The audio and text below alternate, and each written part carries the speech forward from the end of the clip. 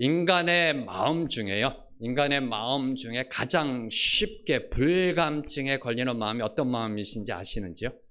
그냥 쉽게 불감증에 걸리는 마음. 네, 그 마음은 감사하는 마음이라고 합니다. 네, 쉽게 불감증에 걸리는 것. 네. 여러분은 감사하고 계신지요? 얼마나 감사하는 삶을 살고 계시는지요? 오늘은 추수감사 주일입니다. 하나님께 감사를 올려드리는 주일입니다. 얼마나 감사하고 계신지요? 그 미국의 시각, 청각, 중복 장애인이었던 우리 헬렌 켈러 여사, 미국 역사상 최초의 인문학 학사를 받은 시각, 청각, 중복 장애인으로 미국 최초의 인문학 학사를 받은 헬렌 켈러 여사는 이 세상 사는 동안 나의 유일한 소망은 죽기 전에 3일 동안 눈을 뜨고 보는 것이다 라고 말했습니다. 죽기 바로 전에 3일 동안만 주님 나의 눈을 뜨게 하여 주시옵소서. 3일 동안 눈을 뜨는 것이다. 왜냐하면 스승인 설리번 그 선생님을 찾아가 감사해야 되고요. 그리고 친구들과 행복한 시간을 보내고 그 무엇보다도 아름다운 자연을 보고 그 자연을 만드신 하나님께 감사하기 위해서, 감사하기 위해서 죽기 전에 딱 3일만 눈을 뜨게 하는 소망을 갖고 있었습니다. 이에 반해서 신라권의 작가 밀턴은 그가 소경이 되었을 때, 신라권의 작가 밀턴이 그가 소경이 되었을 때 다음과 같이 고백합니다. 비록 육의 눈은 어두워 보지 못하지만 그 대신 영의 눈을 뜨게 되었으니 감사합니다. 감사합니다. 네. 이러한 감사의 마음은 그가 눈을 뜨고 있을 때보다 더 풍성한 영감으로 신라권이라는 위대한 작품을 쓰게 되었습니다. 우리의 눈이 볼 수 있던 볼 수 없던 그 어떤 상황에서도 감사할 이유가 있는 법입니다. 감옥과 수도원의 차이를 아시는지요? 감옥과 수도원. 네, 옛날에 제가 세상에 있을 때 이렇게 싱가포르나 홍콩에 있을 때 해외 출장을 가면요, 밤이 되면은 너무나 힘들었어요. 네, 호텔방, 조그만 방, TV 하나 걸쳐놓고요, 침대 하나 있고 꼭 감옥 같더라고요. 네. 감옥과 수도원의 차이가 뭔지 아시는지요? 딱 한 가지의 차이가 있습니다. 그 차이는 바로 불평하느냐, 감사하느냐. 감옥과 수도원의 차이는 딱 하나입니다. 감사하느냐, 불평하느냐. 그래서 탈무드를 보면은, 그 유대인들의 지혜에서 탈무드를 보면은 내보여드릴 수가 없습니다. 혓바닥에, 네, 여러분의 혓바닥을 생각해 주십시오. 제가 이렇게 해서 보여드리려고 했는데, 네, 별로 안 좋을 것 같네요. 네, 혓바닥에 감사합니다라는 말을 버릇들이기 전에는 아무 말도 하지 말라라고 교훈하고 있습니다. 다시 말합니다. 탈무드에는 우리 혓바닥에 감사합니다라는 말을 길들이기 전에는 아무 말도 하지 마라. 아이고, 이제 설교 끝나면 아무 말도 안 하실 것 같아요. 네, 서로 아무 말도 안 하실 것 같아요. 네. 바로 이 감사가 여러분의 삶 속에 있는지요? 감사가 뭘까요? 그런데요. 그래서 말씀을 이렇게 묵상하다 갑자기 초반부터 막힌 게, 그럼 감사가 뭐지? 감사. 생각해 보지 않고 저희들이요, 그냥 감사했던 것 같아요. 감사가 뭘까요? 한번 자막 보여주실래요? 네. 감사가 뭘까? 한번 이렇게 한자를 한번 봤어요. 이렇게요. 감사. 원래 한자는 뜻 언어잖아요. 뜻 문자. 그랬더니 감사는 느낀 것을 말로 표현하는 거더라고요. 네. 감사란 느낀 것을 말로 표현하는 것. 네. 감사의 느낌을 표현하고 있는 게 뭘까요? 감사의 느낌을 표현하고 있는 게 뭘까요? 생각해 봤더니 만족감, 어떤 기쁨, 희열, 자족감 막 이런 게 떠오르더라고요. 그러면서 이거를 한 단어로 뭐로 표현할 수 있을까 했던데 그 순간 떠오르는 게 행복이다. 행복. 네. 감사해서 묵상해서요, 저는 묵상을 막 하다가 행복으로 끝나더라고요. 네. 감사는 말로 표현하는 것이다. 우리의 표현하는 것이다. 그 표현에 나타나는 게 뭘까? 행복이다. 행복하니까 감사하는 거 아닐까요? 네. 여러분 행복하세요? 네, 아멘 하신 분들만 행복하신가? 네. 그럼 어떻게 하면 우리가 행복해질 수 있을까요? 늘 이 행복이란 주제로요, 고민하고 묵상할 때마다 벌써 10년 전의 책입니다. 2010년에 하버드 대학에서 나온 책입니다. 지금도 이 책은 심지어 불교계에서도 인용하고 연구하고 그 기초로 삼는 책입니다. 72년 동안 하버드 대학에서 814명, 814명을 연구했습니다. 그들의 삶을 조사했습니다. 어떤 삶이 가장 행복한 삶입니까? 어떻게 살아야 행복한 삶이 되는가를 72년 동안 814명, 그 책의 이름은 행복의 조건이라는 책입니다. 행복의 조건이라는 책 2010년에 나온 책인데요. 심지어 지금은 이제 불교계에서도 이 책을 인용합니다. 어떻게 하면 행복해질 수 있을까? 그 연구의 결론은 이렇게 맺었습니다. 행복이란 사람의 힘으로 통제 가능한 7가지 변수를 50대 이전에 얼마나 갖추느냐에 달려있다. 아이고 목사님 전 이미 50이 넘었는데요. 그럼 한번 생각해 보세요. 50 전에 과연 나는 이러한 삶을 살고 지금 살아가고 있는가? 아직 50이 되지 않으신 분 한번 심각하게 고민해 보시기 바랍니다. 그 7가지는 첫째, 고난에 반응하는 성숙한 자세. 고난을 어떻게 대처하는가? 그 자세고요. 두 번째는 평생 학습. 계속해서 공부하는.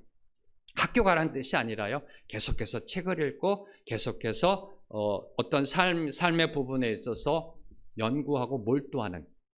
그리고 세 번째는 안정적인 결혼생활. 네 번째는 규칙적인 운동. 다섯 번째는 적당한 체중. 이 적당한이란 단어가 저는 마음에 들더라고요. 적당한 체중. 그리고 6번째는 금연. 7번째는 금주.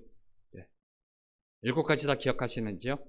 나중에 유튜브나 아니면 우리 그 웹사이트 가셔서 홈페이지에서 보시고요. 근데 이 연구 결과를 볼 때 놀라운 사실은요, 세상 교육 기관의 연구의 결과인데 성경이 이야기하고 있는 행복과 거의 유사하다는 겁니다. 특히 저희들이 주목할 거, 세상이 연구했습니다. 어떻게 하면 인간이 행복할 수 있을까에 부, 명예, 학벌들 같은 게 없다라는 겁니다. 그죠? 저희들이 늘 그렇게 얘기하잖아요. 어느 정도 돈이 좀 있으면 행복할 텐데. 그렇게 생각 안 하세요? 어느 정도의 학벌이 있어야 되고 명예가 있어야 되고 자리가 좀 있어야 되고 맨날 지지리 공상 이렇게 살아가는데 무슨 행복이 있느냐? 아니라는 겁니다. 세상이 연구한 행복의 모습도 부, 명예, 학벌 등이 없다라는 겁니다. 학벌 등이 없다라는 겁니다. 그 조건 중에서 가장 중요한 것이 바로 고난이 닥쳤을 때, 위기가 닥쳤을 때, 어려움이 닥쳤을 때 어떻게 대처하느냐.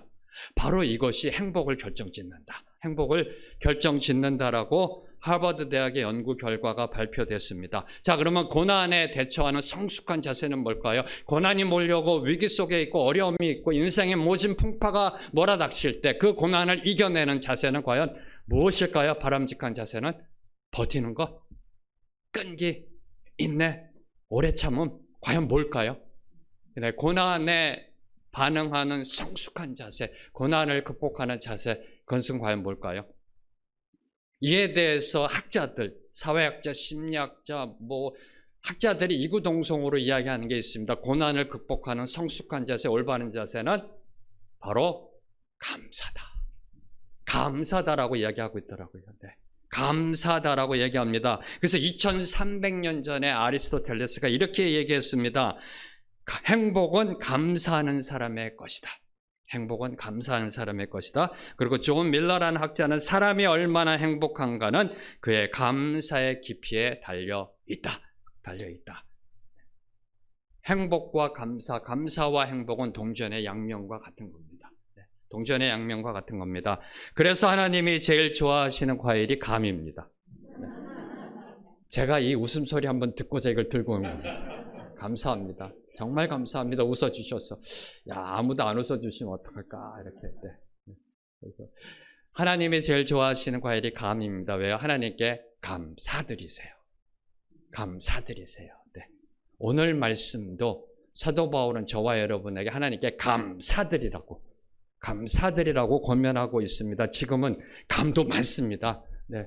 감사드리셔야 합니다. 감사하는 자가 되라라고 사도 바울은 오늘 말씀 속에 저와 여러분에게 권면하고 있습니다. 그것도요, 지금 감옥 안에 갇혀 있는 사도 바울이 감옥 밖에 있는 성도들을 향해 감사하라라고 권면하고 있다는 사실입니다. 지금 사도 바울은 감옥 안에 있습니다. 차디찬 감옥 바닥에 앉아서 감사하라라고 이야기하고 있는 겁니다. 감옥 안에서 무엇이 그리도 감사할까요? 감옥 안에서 무엇이 그리도 감사할까요? 무엇이 그리도 감사해서 매질당하고 고문당한 다음에 들어와서 피투성이 속에 앉아가지고 감사 찬양을 하며 그 옥문이 열리는 그런 능력을 발휘할 수 있었을까요? 네.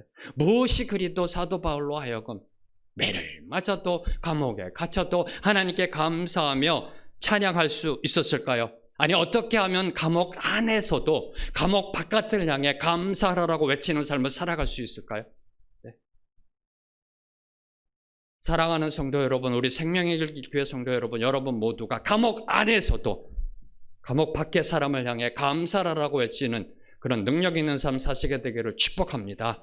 바로 이에 대해서 어떻게 그런 삶을 살 수 있을까에 대해서 오늘 말씀을 갖고 저희들이 은혜 받고자 합니다. 사도 바울은 특별히 골로새서 3장 15, 16, 17절에 감사하라라고 3번 권면합니다. 감사하라라고 3번 권면합니다. 첫 번째 감사하라 15절 말씀, 15절 말씀 함께 읽겠습니다. 시작.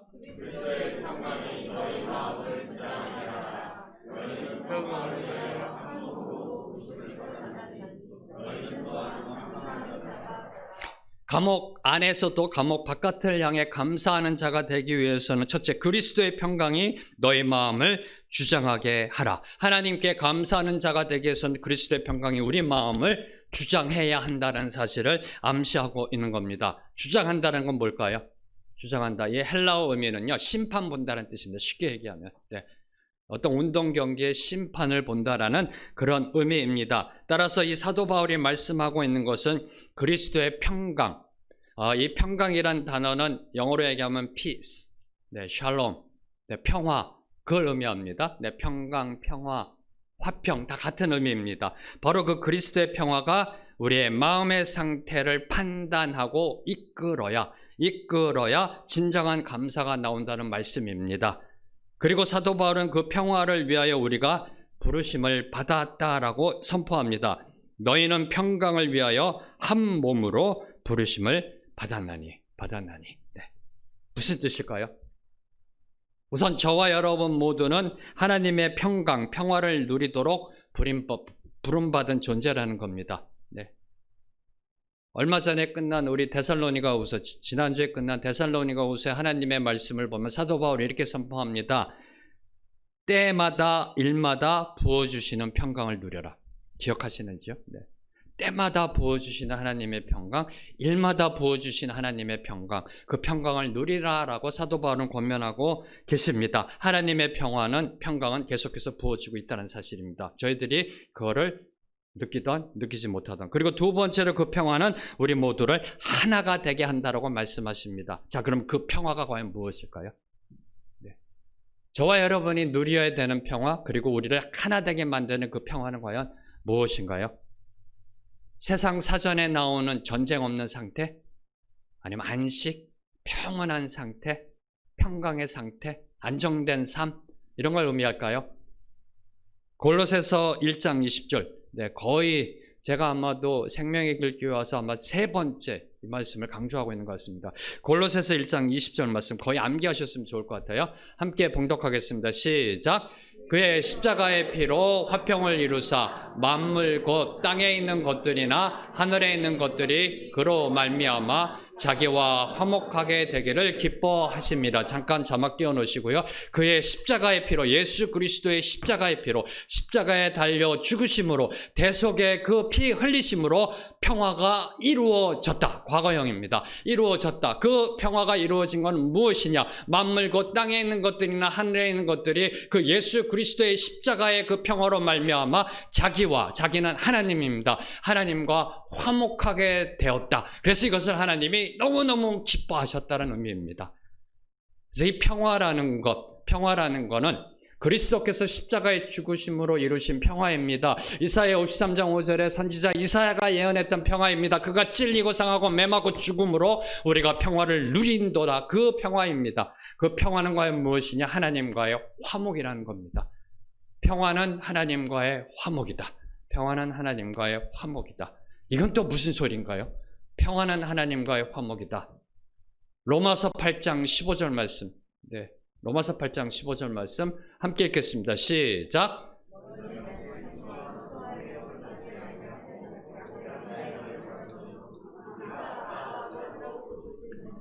다시 한번 부탁드립니다. 우리 생명의 길 성도님들은요, 하나님의 말씀을 읽을 때 이 말씀이 능력임을 선포하며 읽으셔야 돼요. 그렇게 읽으시면 능력 아님합니다.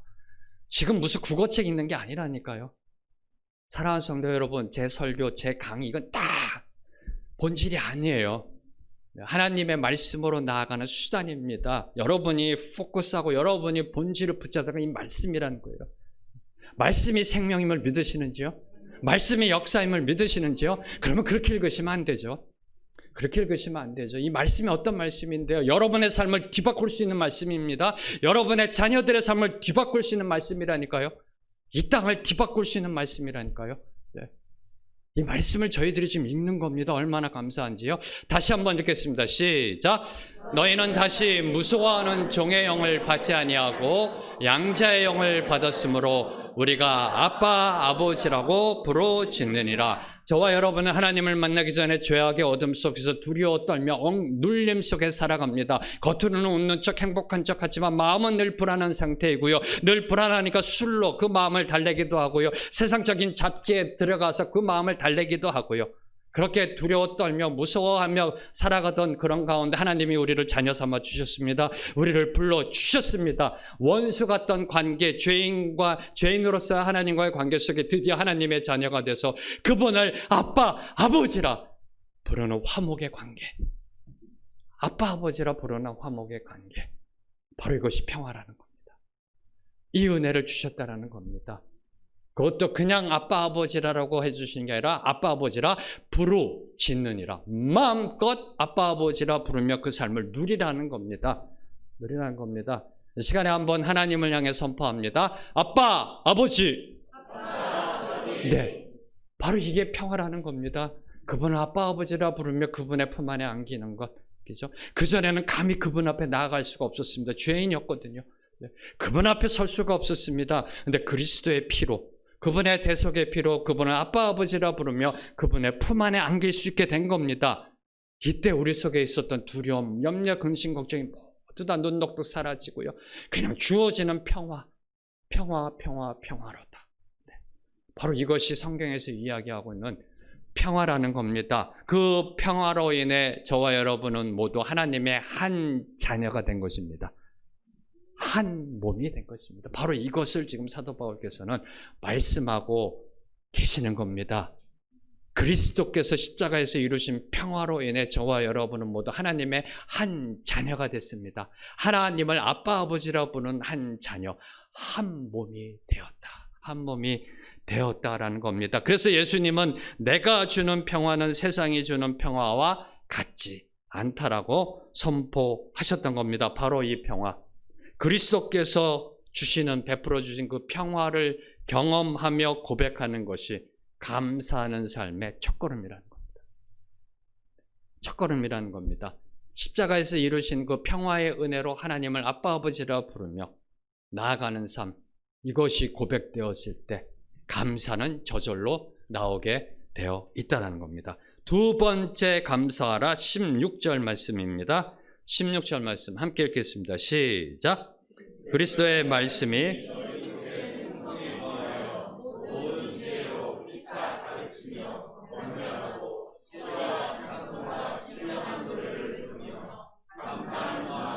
하나님을 찬양하고 그리스도의 말씀이 너희 속에 풍성히 거하여, 그리스도의 말씀이 우리 안에 풍성히 거하여 그럴 때 감사할 수 있다는 겁니다. 네. 그리스도의 말씀이 우리 속에 풍성히 거한다. 말씀 충만함으로 나아간다는 뜻입니다. 그런데 그리스도의 말씀이 우리 안에 풍성히 거한다는 것은 우리 안에 성경 지식이 많이 소유된다는 의미가 아닙니다. 네. 그리스도의 말씀이 우리 마음 안에 풍성히 거한다는 것은 머리만 커진 신앙을 이야기하는 게 아닙니다. 그리스도의 말씀이 우리 안에 충만히 거한다는 것은 하나님의 말씀을 읽고요, 깨닫고요, 그 감동받은 대로 살아가고 있는 그 삶의 모습을 이야기하고 있는 겁니다. 말씀의 열매를 맺고 있는 삶을 의미하고 있는 겁니다. 그 감동받은 말씀이 우리의 삶에서 그냥 흘러 넘치는 겁니다. 네. 이해되시겠습니까? 하나님의 말씀을 읽습니다. 깨닫습니다. 감동받습니다. 감동받은 그 말씀이 그냥요, 우리가 걸어갈 때, 말을 할 때, 행동할 때 흘러 넘치는 거예요. 그냥 이게 바로 지금 그리스도의 말씀이 너희 속에 풍성히 거한다는 겁니다. 한마디로 귀로 듣는 말씀이 아니라 발로 듣는 말씀. 발로 듣는 말씀. 주님을 따라가는 바로 그런 삶의 능력을 이야기하고 있는 겁니다. 자, 우리 그리스도 말씀이 우리 마음에 충만할 때 나타나는 두 가지 현상을 사도 바울께서 말씀하십니다. 16절에 첫째는 모든 지혜로 피차 가르치고 권면하게 된다는 겁니다. 모든 지혜로 피차 가르치며 권면하게 된다. 그리스도의 말씀이 우리 안에 충만히 거할 때 흘러넘치게 되어 있습니다. 네. 여러분이 어떤 그릇이나 아니면 욕조에 물을 받았을 때요, 가득 채워 충만히 받으면 어떻게 되나요? 흘러넘치잖아요. 네. 흘러넘치잖아요. 네. 그러다가 이제 한 소리 듣잖아요. 수돗물 아끼라고. 네. 흘러넘치게 되어 있다는 겁니다. 바로 그 흘러넘치는 말씀, 은혜 받은 말씀을 서로 나누게 되어 있다는 겁니다. 제가 그 풀타임 목회자로 소명 받았을 때요, 싱가포르에 있었던 집사님들이 신기한 거예요. 네. 그렇죠? 하루아침에 이 사람이 그러니까 이제 저하고 이제 식사 한번 하자고 줄을 서기 시작하십니다. 집사님 부부들이 이렇게. 그래서 어느 집사님, 늘 집사님들하고 만나서 이제 물어보죠. 도대체 어떻게 된 거예요, 집사님? 설명을 해주잖아요. 네. 이제 저녁 식사 자리에 만나서 막 설명하고 말씀 갖고 막 하고 창세기 들어간 게 제가 그냥 은혜 받은 대로 막 하다 보면 옆에 이제 제 아내가요, 꽃이 보여. 네. 저 혼자 1시간 넘게 떠든 거예요. 식사 자리 앞에서 식사를 못 하고 있는 거예요. 네. 그럼 이제 식사 기도하고 또 식사하는데 또 질문해요. 네. 또 대답 막 하는데 한 4시간이 흐릅니다. 흘러넘치게 되어 있다는 게 흘러넘치게. 사도행전 9장에 보면은 이 회심만 하나님을 만난 사도 바울이 눈을 뜨자마자 한 게 뭔지 아세요? 다메섹에서 이 회당에서 저 회당으로 이리 뛰고 저리 뛰고 다니면서 이렇게 얘기합니다.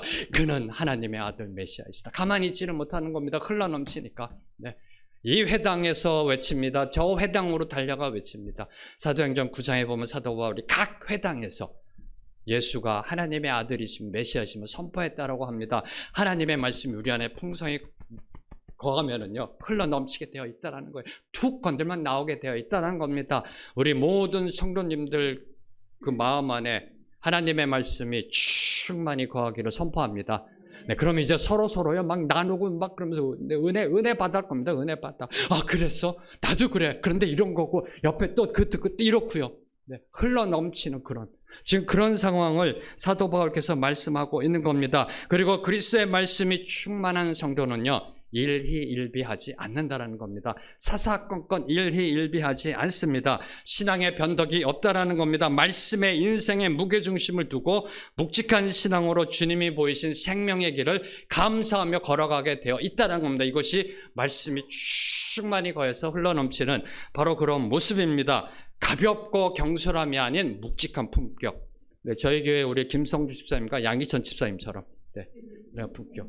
네. 너무 감사하지 않으세요? 저는 이 두 분을 볼 때마다 너무 감사해요. 묵직하게 중심 잡아주시면서요. 네. 중심 잡아주시면서 우리 교회를 이끌어 가시잖아요. 네. 늘 항상 말씀 앞에 겸비하시면서 이런 모습입니다. 네. 이것이 말씀이 충만한 사람의 모습이에요. 말씀이 충만하면요, 흘러넘치게 돼 있어 서로 나누며 은혜를 나누고요. 두 번째는 말씀이 충만히 넘치면은 이런 것 작은 것들에 막 이렇게 수양보들이라고 그러나요? 갈대처럼 이렇게 안 한다는 거예요. 말씀이 넘치니까 인생의 무게중심 꽉 잡고 주님이 보이신 생명의 길 걸어갑니다. 감사하며 걸어가게 되어 있다라는 겁니다. 그러면서 두 번째 나타나는 현상은 16절에 보면은 시와 찬송과 신령한 노래를 부르며 감사하는 마음으로 하나님을 찬양하게 된다라고 이야기합니다. 그리스도의 말씀이 충만하면 그 말씀이 흘러넘치게 되어 있습니다. 그리고 그 흘러넘침은 간증으로 그리고 찬양으로, 간증으로 찬양으로 연결된다는 겁니다. 우리의 말씀이 이 안에 충만히 거할 때 흘러넘치는 모습이 서로 그 은혜를 나누는 간증입니다. 말씀으로 나누며 간증합니다. 그리고 또 하나 찬양한다는 겁니다. 시도 때도 없이 주님 감사합니다. 영광 받아 주시옵소서. 어떨 때는 노래도 찬양하고요, 걸어가면서도 찬양하고요. 그런 삶의 모습으로 나아간다는 겁니다. 인간이 할 수 있는 모든 방법으로 그분께 찬양 올려드립니다. 말씀이 충만히 거할 때, 이게 흘러넘칠 때 시와 찬송과 신령한 노래로 할 수 있는 모든 것 다 동원해서 하나님께 감사하며 경배와 찬양을 올려드리게 되어 있습니다. 왜냐하면 이사야 43장 21절 말씀, 이사야 43장 21절 말씀 함께 읽겠습니다. 시작. 이 백성은 내가 나를 위하여 지었나니 나를 찬송하게 하려 함이니라. 저와 여러분이 이 땅에 태어난 목적이 그분께 찬양과 송축 올려드리는 목적이라는 겁니다. 이것이 저와 여러분이 이 땅에 지어진 목적입니다. 받아들이셨는지요? 네. 여러분이 거부하셔도 여러분의 정체성이에요. 이거 안 하고 하늘나라 가면 하나님 앞에 한 소리 들으십니다. 뭐 했니? 저와 여러분이 창조된 목적은 하나님께 찬양과 찬송 올려드리는 바로 그런 목적입니다. 근데 그 창조 목적이 어떨 때 이루어진다고요? 그리스도의 말씀이 우리 안에 충만히 거할 때. 네. 그리스도의 말씀이 우리 안에 충만히 거할 때 그 창조 목적이 이루어지고요. 그 이루어지는 모습이 바로 감사 찬양으로 나타난다는 겁니다. 이해되셨습니까? 이때 인생의 기적은 일어나게 되어 있습니다. 네. 이때 암은 물러가게 되어 있습니다. 이때 죽은 자가 일어나는 기적이 일어날 수 있고 이때 앉은 자가 일어나는 기적이 일어나게 되어 있습니다. 이게 성경의 원리입니다. 성경의 원리. 우리의 창조된 목적대로 살아가며 그분께 찬양 올려드릴 때요. 찬양 올려드릴 때 그때 인생의 기적은 일어나게 되어 있습니다. 혹시 서예준이라는 찬양 사역자를 아시는지요?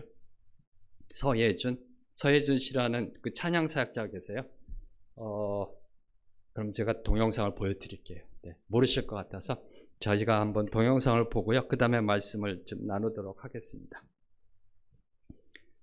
이 SBS 스타킹이라는 그 프로그램에 출연해서요. 3연승을 합니다. 그러면서 화제를 일으키고요. 센세이션을 일으켰던 이 서예준 찬양 사역자는 여러분이 이미 영상으로 보셨듯이 교통사고 후유증으로요. 난치성 복합부위 통증 증후군. 네, 제가 이분을 위해서 기도해 주는데 이거 너무 어렵더라고요. 네, 그래서 그냥 하나님이 통증이라고 그랬어요. 네, 무슨 난치성 복합부위 통증 증후군인데 이미 아셨다시피 이 죽음에 이르는 통증. 네, 임산부의 그 산고의 고통이 비교될 수 없는 그런 고통 속에 계십니다. 최근에는 이 통증이 너무 심해졌어요. 잠을 못 주무셔서 그냥 옆에 쿠션을 기대고 주무실 때가 한두 번이 아니라고 합니다. 그 죽을 것 같은 고통을 참지 못하고 이제 삶을 포기하려 할 때 모태신앙이십니다. 모태신앙이시고 하나님을 붙잡았고요. 근데 얼마나 심했습니까, 통증이. 이제 삶을 포기하려고 할 때 만난 게 노래입니다. 네. 하나님이 우리 서예준 우리 집사님 지금 찬양 사역자로 하는데요. 우리 서예준 찬양 사역자에게 주신 달란트가 은사가 노래임을 깨닫습니다. 그리고 노래를 합니다. 그 노래를 갖고 SBS 그 강호동 씨가 진행했던 스타킹이라는 거기에 출연합니다. 노래를 합니다. 세상이 발칵 뒤집혀졌습니다. 놀랬습니다. 그리고 한 번도 놀랬습니다. 단 한 번도 노래 공부를 받아본 적이 없다는 사실에, 단 한 번도 성악을 배워본 적이 없다는 사실에 한 번 더 세상은 놀랬습니다. 그리고 영국의 성악가 폴 포츠가 내한했을 때 특별히 초청합니다. 네. 초청해서 함께 그 내한 공연을 올려드립니다. 그리고 서예준 씨는 이렇게 간증합니다. 내가 하면 노래이지만 하나님이 함께 하시면 찬양입니다. 네. 그 이후로 우리 서예준 씨는 찬양 사역자로 하나님께 감사와 찬양을 올려드리고 있습니다. 지금도 통증은 진행형입니다. 네. 여러분이 원하는 하나님 나라의 공식은 그렇게 되면 좀 하나님이 쫙 고쳐주면 얼마나 좋을까. 네. 그건 아니라는 겁니다. 지금도 그 고통 속에 살아가십니다. 그러나 그 고통 속에 우리 서예준 집사님을 일으켜 세우는 것은 감사 찬양이라는 겁니다. 네. 그분이 만난 하나님을 찬양하는 것, 그분이 만난 하나님께 감사 올려드리며 간증하고 있는 그분의 찬양, 그 찬양이 저와 여러분의 찬양이 되기를 선포합니다. 네. 기억하십시오. 서예준 찬양 사역자도 감사하며 찬양하고 있다는 사실. 자, 이제 세 번째 감사라는 17절 말씀입니다. 17절 말씀 함께 읽겠습니다. 시작. 또 무엇을 하든지 말에나 일에나 다 주 예수의 이름으로 하고 그를 힘입어 하나님 아버지께 감사하라. 또 무엇을 하든지 말에나 일에나 다 주 예수의 이름을 이름으로 하고 그래야 감사로 연결된다는 겁니다. 또 무엇을 하든지 whatever you do, 네, anything, 무엇을 하든지 네. 여러분이 걸어가든지 커피를 드시든지 무엇을 하든지 네. 휴지를 쓰레기통에 지금 버리고 있든지 무엇을 하든지 네, 교회 안에서만이 아닙니다. 여러분의 24시간 일상에서 무엇을 하든지 그리고 말에나 일에나 모든 언행 말이나 일에나 다 주 예수의 이름으로 하라. 한마디로 삶의 모든 부분 everything 네. 모든 부분에 주 예수의 이름으로 하라라고 사도 바울께서 이야기합니다. 그럼 무슨 의미일까요? 네. 무엇을 하든지 다 주 예수의 이름으로 하라. 이 부분에 있어서 두 가지로 제가 이 헬라어를 분석하면서 쫙 설교를 했다가요. 한순간에 한 반 페이지 이상 그냥 쫙 다 날려버렸습니다. 네. 아무 도움이 안 될 것 같더라고요. 네. 여러분에게 설명을 드려도. 네. 주 예수의 이름이 무엇인지 헬라어로 설명하면서 쫙 이렇게. 그러면서 하나님이 주신 지혜. 한마디로 요약해서 이거야 라고 말씀해 주시더라고요. 네. 그 문법적이고 신학적인 걸 막 골똘히 묵상하는데 하나님이 이렇게 말씀하시더라고요. 이거는 바로 예수님이 내 아들이 지금 너와 함께하고 있다면 무엇을 했을까 고민하고 그것을 하라는 겁니다. 쉽게 말씀드리면 네. 예수님이 여기 계셨으면 하셨을 만한 일을 내가 해야 한다는 의미입니다. 마치 예수님이 내 안에서 나를 통해서 행동하시는 것처럼 내가 행동해야 한다는 의미입니다. 네. 저는 하나님께 감사했습니다. 네. 너무 쉽게 딱 정리해 주시더라고요. 네. 이걸 더 쉽게 말씀드리면 이겁니다. 무엇을 하든지 말에나 일에나 내가 만약 예수님이라면 어떻게 할까? 고민하고 행동하라는 겁니다. 네. 고민하고 행동하라는 겁니다.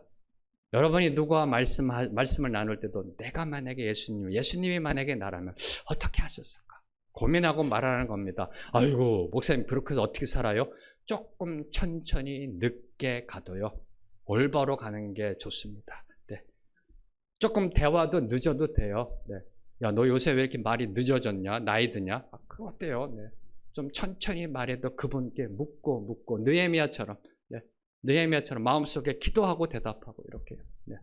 바로 그것을 지금 사도 바울께서는 말씀하고 있는 겁니다. 그렇게 살아갈 때 감사가 나오게 되어 있다라는 겁니다. 왜요? 나 같은 죄인이 범사에 예수님처럼 행동한다는 그 사실에 감사함이 나오지 않을까요? 네. 예수님을 닮아간다는 그 사실에 감사가 용솟음칠 것 같습니다. 네. 이렇게만 살 수만 있다면 무엇을 하든지 말에나 일에나 주 예수의 이름으로 하는 삶을 산다면 그 자체로 그냥 감사가 나올 것 같아요. 주님 나 같은 것이 어쩌다 이렇게 와 감사합니다. 예수님을 닮아갈 수 있어 감사합니다. 이게 막 나올 것 같아요. 그냥 네, 삶의 감사가 나오게 된다라는 겁니다. 선포합니다.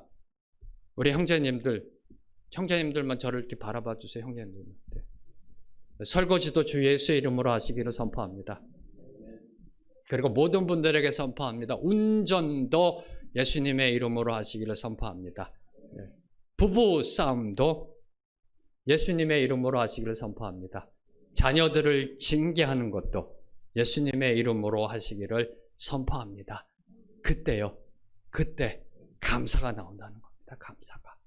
감사가 나온다는 겁니다. 자, 그러면 왜 하나님께 감사해야 하는가요? 가장 본질적인 질문을 하면서 오늘의 말씀을 마무리하려고 합니다. 왜 하나님께 감사해야 하는가요?